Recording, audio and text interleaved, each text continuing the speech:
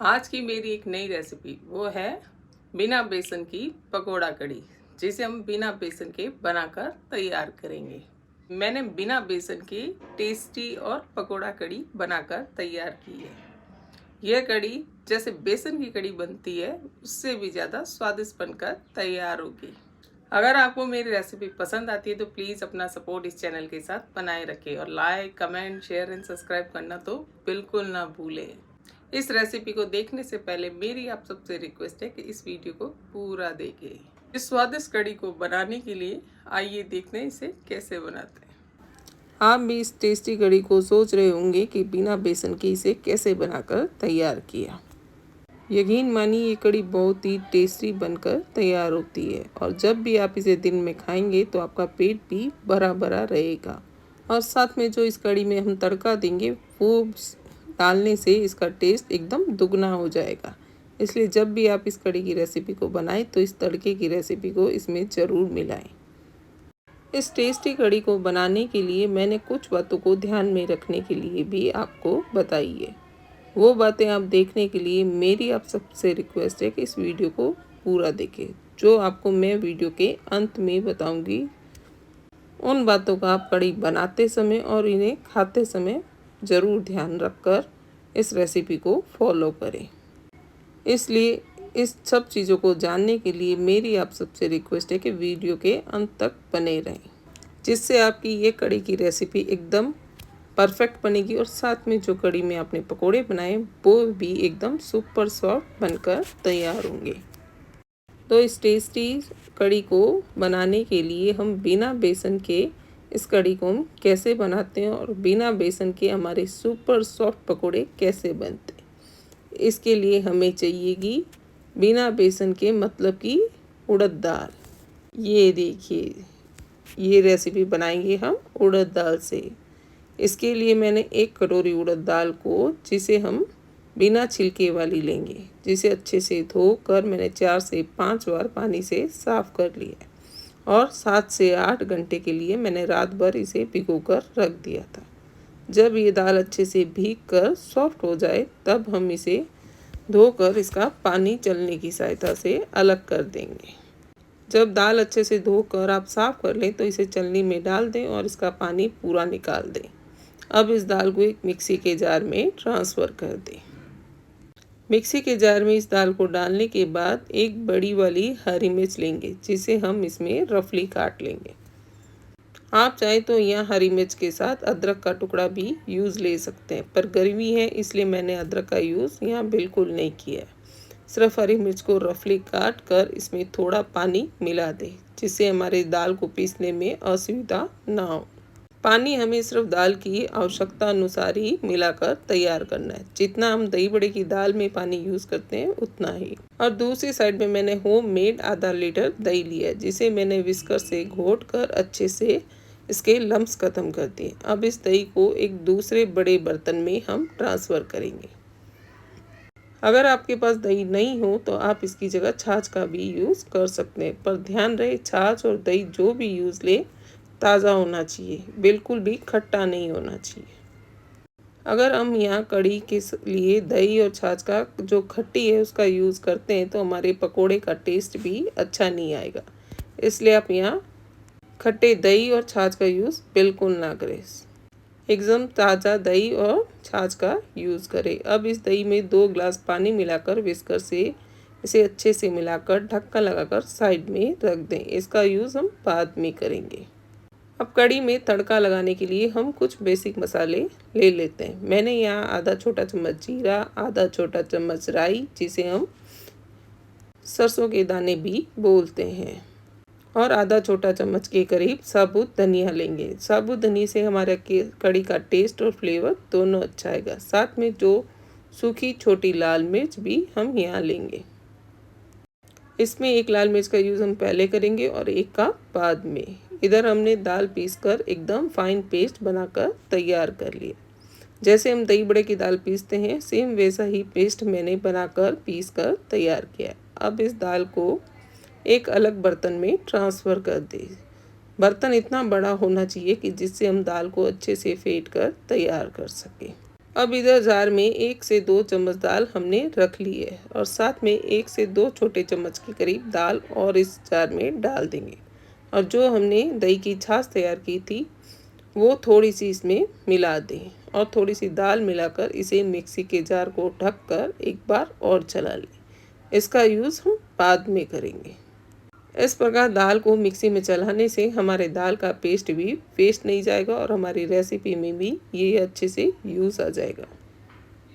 अब जो दाल हमने एक बाउल में ली थी उसमें स्वाद अनुसार नमक और आधा छोटा चम्मच के करीब जीरा डाल देंगे और साथ में 1/4 चम्मच के करीब काली मिर्च का पाउडर। काली मिर्च डालने से हमारी उड़द की दाल अच्छे से हम जब खाएंगे तो डाइजेस्ट भी होगी, इसलिए आप यहाँ काली मिर्च का यूज़ ज़रूर करें। अब दाल को अच्छे से हाथों से फेंट कर एकदम फ्लफी होने तक फेंट कर तैयार कर ले, जिससे ये दाल एकदम सफ़ेद लगने लगे। ये देखिए हमारी दाल अच्छे से फेंट कर तैयार है। अब इस तैयार दाल से हम एक कढ़ाई में गरम तेल में छोटी छोटी दाल की पकौड़ियाँ बनाएंगे। दाल हमें इतनी ही फेंट कर तैयार करनी है जैसे कि हम दही बड़ों के लिए फेंट कर तैयार करते हैं, जिससे हमारे दही बड़े सॉफ्ट बनते हैं। इसी प्रकार इस पकोड़े की दाल को भी आप फेंट कर तैयार कर लें। इन पकोड़े को फ्राई करते समय आपको ध्यान रखने की बात यह है कि आप गैस की लो टू मीडियम रखते हुए जब एक साइड से पकौड़ियाँ सेक जाए तब इन्हें चम्मच की सहायता से पलटते हुए दूसरी साइड से सेक लें। इस प्रकार इन्हें थोड़ी थोड़ी देर में चलाते रहें और कंटिन्यू चलाने के बाद इन पकोड़े को एकदम हल्का गुलाबी होने तक हमें फ्राई करना है। जैसे हम दही बड़ों को तेल में फ्राई करते हैं सेम उसी प्रोसेस से इन पकोड़ों को भी हमें फ्राई कर कर तैयार करना है। आप झारे की सहायता से इन्हें हर थोड़ी थोड़ी देर में पलटते रहें और अच्छे से फ्राई होने दें, जिससे कि हमारे दाल के पकोड़े अंदर से कच्चे ना रहे, ये परफेक्टली अंदर तक सिक कर तैयार हो जाए। इसलिए गैस की लो टू मीडियम रखते हुए इन पकोड़ों को हल्का भूरा होने तक फ्राई कर लें। जब ये पकोड़े अच्छे से फ्राई हो जाए तब इन्हें झारे की सहायता से एक प्लेट में अलग से निकाल दें। अब इन पकोड़ों को हम जो हमने छाछ तैयार की थी उसमें 15 से 20 मिनट के लिए डुबा कर रख देंगे। जैसे हम दही बड़े बनाते हैं उन्हें पानी में डिप कर कर रखते हैं, वैसे ही इन्हें पकोड़ों को हम छाछ में डुबा कर रखेंगे। जिससे इन पकोड़ों का यूज़ हम कढ़ी में करेंगे तो हमारी कढ़ी में अच्छे से दही का पकोड़ों के अंदर तक टेस्ट बैठ जाए। इसलिए इन पकोड़ों को आप दही की छाछ में डुबा कर रख दें और धीरे धीरे दूसरे भी पकोड़े इस गरम तेल में और फ्राई कर लें।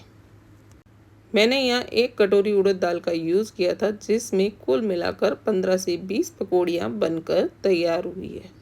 और जो मैंने इस वीडियो में कढ़ी की रेसिपी बनाई है ये कम से कम 7 से 8 लोगों के लिए बनकर तैयार हुई है। इसलिए आप जब भी 7 से 8 लोगों के लिए इस कढ़ी की रेसिपी को बनाएं तो आधा लीटर दही एकदम परफेक्ट है और साथ में 1 कटोरी उड़द दाल भी परफेक्ट है। इतनी क्वांटिटी में कुल मिलाकर आपकी 7 से 8 लोगों के लिए ये कढ़ी बनकर तैयार होगी। इस प्रकार मैंने थोड़े थोड़े कर कर ये सारे पकौड़े फ्राई कर कर छाछ में डुबाकर रख दिए थे। और इधर मैंने जो मिक्सी के जार में 2 से 3 चम्मच दाल ली थी उसे छाछ मिलाकर पीसा था, वो भी तैयार है। अब इधर जो छाछ में हमने पकोड़े डिप कर कर रखे थे उन पकोड़ों को 15 से 20 मिनट हो गया है। अब इन पकोड़ों 15 से 20 मिनट बाद छाछ में से निकाल लेंगे। ध्यान रहे जैसे इन्हें आप निचोड़ कर ना निकालें, क्योंकि हम जब पानी में दही बड़ों को डिप करते हैं तो उन्हें निचोड़ कर पानी अलग करते हैं, पर हमें सिर्फ इन्हें सीधे ही छाछ में से निकाल कर एक अलग प्लेट में रख देना है। इसलिए जब भी आप पकोड़े की कढ़ी ये बनाएं तब इन्हें छाछ में से निकालते समय इन्हें निचोड़ कर इसका छाछ अलग ना करें, सीधा इन्हें निकाल लें और एक प्लेट में रख दें। अब जो दाल का बाउल था उसमें मैंने बाकी छाछ डालकर अच्छे से इस दाल को इस छाछ के साथ मिला दिया है, ताकि हमारा दाल का पेस्ट बिल्कुल भी वेस्ट ना जाए। आप भी सब सोच रहे होंगे कि मैं ये ऐसे क्या कर रही हूँ। अरे भाई, दाल है, वेस्ट नहीं जानी चाहिए, इसका यूज़ हमें इस छाछ में लेना ही है। इस प्रकार सारी दाल देखिए हमारी छाछ के अंदर मिल गई है। अब इसे विस्कर से मिलाकर एकसार कर लें। जब भी रेसिपी बनाएं तो कुछ भी चीज़ वेस्ट नहीं जानी चाहिए, विशेष ध्यान रखें। इधर जो मिक्सी के जार में मैंने 3 से 4 चम्मच दाल छाछ में मिलाई थी, वो भी इस छाछ के साथ मिला दें। अब 1 बड़ा चम्मच के करीब तेल को गरम कर लें और कढ़ाई में स्वाद अनुसार नमक। अब गरम तेल में आधा छोटा चम्मच के करीब जीरा और एक जो सूखी लाल मिर्च में हमने बचा कर रखी थी, वो भी इसमें डाल दें। अब लाल मिर्च डालने के बाद इसमें 10 से 12 कड़ी पत्तों को धोकर साफ कर भी इस तेल के साथ छौंक में डाल दें। इस छौंक में मैंने यहाँ हरी मिर्च का यूज़ बिल्कुल नहीं किया है, क्योंकि जो हमने दही बड़ों के साथ एक बड़ी हरी मिर्च का यूज़ किया था, इसलिए मैंने यहाँ हरी मिर्च का यूज़ और नहीं किया। अब इसमें 1/4 चम्मच हल्दी, आधा छोटा चम्मच लाल मिर्च पाउडर डालकर इसे मसालों को तेल के साथ मिला लें। मिलाने के बाद इसमें जो हमने दाल और छाछ को मिलाया था, वो भी इसमें मिला दें और इसे कंटिन्यू चलाते हुए गैस की लो को एकदम तेज़ कर अच्छे से कढ़ी में उबाल आने तक पका लें। आप इस कढ़ी को चम्मच की सहायता से कंटिन्यू चलाते हुए पकाएं, जिससे इसमें एक अच्छे से उबाल आ जाए। उबाल आने के बाद ही इसे चलाना छोड़ना है। ये जैसे जैसे कढ़ी पकेगी थोड़ी गाढ़ी होती जाएगी। आप कढ़ी में जो भी पानी यूज़ करें, आप अपनी आवश्यकता अनुसार यूज़ करें। अगर कढ़ी गाढ़ी लगे तो पानी और मिला दें। क्या आपने सोचा होगा कि बिना बेसन की भी कढ़ी बन सकती है, और वो भी पकोड़ों वाली? ये देखिए, हमने तो बिना बेसन की कढ़ी बनाकर तैयार कर ली है। आप भी इस प्रकार बिना बेसन की कढ़ी आप अपने घर पर बनाकर ज़रूर ट्राई करें और इसे बनाकर खाकर मुझे कमेंट कर बताएं कि आपको मेरी ये रेसिपी कैसी लगी। अब जब कढ़ी हल्के उबाले आ जाए तो उसे दूसरे गैस पर स्लो गैस पर आधे घंटे तक पकने दें। इधर हम कढ़ी के लिए छौंक तैयार करते हैं। इसके लिए मैंने आधा छोटा चम्मच जीरा, आधा छोटा चम्मच साबुत धनिया और आधा छोटा चम्मच राई और साथ में 5 से 10 कड़ी पत्ते इस छौंक में डाल दी और साथ में बची हुई एक सूखी लाल मिर्च भी इस तड़के में मिला दी है। अब हम इसमें एकदम थोड़ी सी लाल मिर्च और थोड़ी सी हल्दी को भी मिला देंगे, जिससे हमारी कढ़ी में जो सर्व करते समय कलर आएगा वो एकदम परफेक्ट आएगा। और साथ में थोड़ी सी कसूरी मेथी को भी क्रश कर इसमें मिला दे, जिससे इससे कढ़ी का टेस्ट और फ्लेवर दोनों अच्छा है। इधर मैंने कढ़ी में पकोड़ों को भी मिला दिया है। अब पकोड़ों के साथ इस छौंक को भी इसमें मिला दें। पकोड़े डालने के बाद भी आप कढ़ी को कम से कम 5 से 10 मिनट तक अच्छे से पकाएं, जिससे कढ़ी का टेस्ट इन पकोड़ों में अच्छे से बैठ जाए। और कढ़ी को पूरा पकाने के लिए कम से कम आधे घंटे का टाइम ज़रूर दें। कढ़ी हमारी जितनी गैस पर पक कर तैयार होगी, उससे उसका टेस्ट और फ्लेवर दोनों अच्छा आएगा।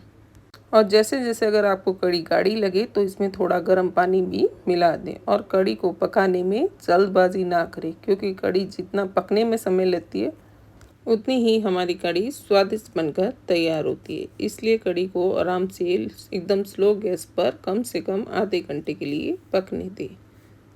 जैसे पहले के टाइम में पुराने बूढ़े लोग बोलते थे कि जैसे कढ़ी में 108 उबाल ना आए तब तक कढ़ी का स्वाद अधूरा है। इसलिए इसे कम से कम आप आधे घंटे तक ज़रूर पकने दें। पकौड़ा कढ़ी को बनाने के लिए सबसे पहले आपको ये ध्यान रखना होगा कि आप इसके लिए जो दाल भिगो रहे हैं उसे रात भर के लिए या 8 से 10 घंटे के लिए भिगो कर रख दें। दूसरा, आप इसे दही बड़ों की दाल जैसे फेंटते हैं वैसे ही फेंट कर एकदम सॉफ्ट और फ्लफी बनाकर ही बाद में इसके पकोड़े तैयार करें। तीसरी इम्पोर्टेंट बात यह है कि आप इस कढ़ी को जब भी खाएं तो सुबह के टाइम में खाएं, क्योंकि इसमें जो उड़द की दाल पड़ती है वह रात के टाइम में पेट के लिए भारी रहती है। इसलिए आप जब भी इस कढ़ी को खाएं तो सुबह के टाइम में खाएं, जिससे आपको दिन भर में इसे डाइजेस्ट करने में भी कोई दिक्कत नहीं होगी। आप चाहे तो इससे उड़द की दाल के अलावा मूंग की दाल से पकोड़े बना सकते हैं और चाहे तो मोठ की दाल के भी पकोड़े बनाकर इस कढ़ी में यूज़ ले सकते हैं। ये आपकी चॉइस है, आप इसे कैसे बनाना पसंद करेंगे। जब कढ़ी को पकते हुए आधा घंटा हो जाए तब इसी गर्मा गर्म कढ़ी को एक बाउल में सर्व करें। और इसे सर्व करने के लिए आप चाहें तो चावल के साथ, पुलाव के साथ या नमकीन चावल के साथ या पराठा या रोटी के साथ सर्व कर सकते हैं। आप इस कढ़ी को किसी भी चीज़ के साथ खाइए, यकीन मानिए यूनिक और टेस्टी बनकर तैयार हुई है, जिसका स्वाद आप भुलाई नहीं भूलेंगे। मेरे इस वीडियो को पूरा देखने के लिए आप सबका बहुत बहुत धन्यवाद।